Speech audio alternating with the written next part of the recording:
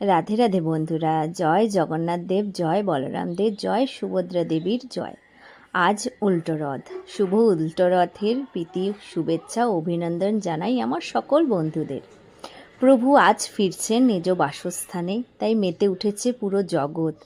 আমার বাড়িতেও ওনারা বিরাজ করেন, তাই আমি সামান্য পরিমাণে কিছু আয়োজন করেছি, সেটাই আজ তোমাদের সাথে শেয়ার করব। চলো পুরোটা দেখতে থাকো।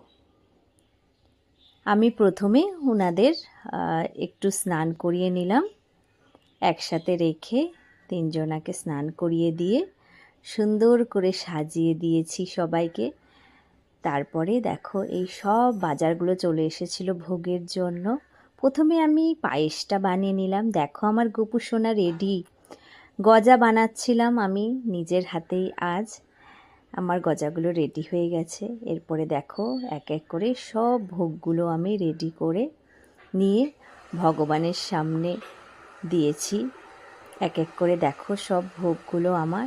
হয়তো আমি 56 ভোগ রেডি করতে পারিনি, আর আমাদের নিয়মেও নেই যে আমরা 56 ভোগ বানাতে পারবো ভগবানের জন্য।